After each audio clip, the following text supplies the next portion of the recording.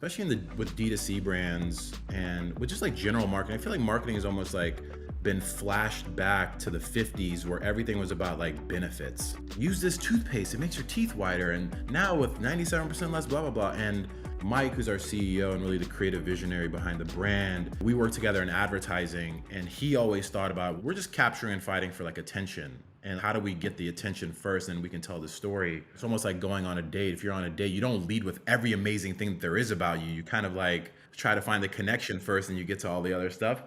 And brands don't do that. It's like, yeah, here's the 5 different RTBs of why you should buy my thing. And we've taken a completely different approach, and it's very tongue in cheek. And sometimes, as you know, we reference and mention hate pretty commonly with the stuff that we do. So yeah, it's just part of the DNA of the brand. Yeah. So how do you measure performance on, you're talking about movies and rap albums? I mean, do you see like a great uplift in sales afterwards, or is it more just throwing things against the wall, let's see if these stick and move on quickly if they don't? Yeah, how have they done actually? It's kind of like twofold, I guess, the way that we look at it. There's stuff that's definitely moving sales on a day-to-day basis where we can track, we did X ad for this long, we got this result. And then with like many early stage companies and even like bigger companies, when you get into more an awareness side of things, it's just how additive is that to building the brand and the connection to the brand. And the way that we measure some of that stuff, because yeah, when we do a campaign like the flavor taste test, which you mentioned, that stuff does have an impact on sales. We saw it on our .com, we saw it on our Amazon business, and we'll see it at retail, but it's harder to measure. And it's an age-old dilemma that a lot of businesses try to figure out and solve.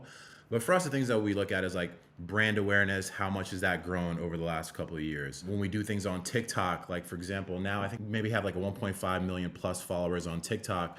Early stage on TikTok was people leaving comments like, what is this? What is this? What is this? And now it's like, well, my friend tried that, or I saw that at ACL or Rolling Loud or wherever it might have been.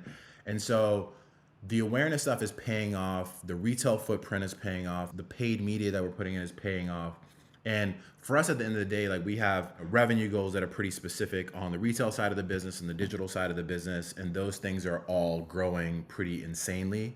So that's the way that we kind of evaluated. But I think early on, we were very mindful of not always being super reactive to like, oh, we tried this thing, it didn't work, so let's just not never do it again. We're very iterative of like, okay, well, it didn't work that time this way. What if we tweak this and try it this way? And that's kind of like how we approach whether it's digital spend, stuff that we do on D2C or Amazon, or even optimizations that we do with like displays that we build at retail stores.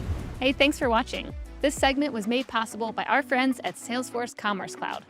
If you're looking for the #1 platform for all your commerce needs, go check out salesforce.com/commerce. And don't forget to subscribe below and tap that little bell icon so you can stay on top of all the amazing new segments and full episodes that we'll be putting out over the coming year with some of the best and most influential commerce leaders out there.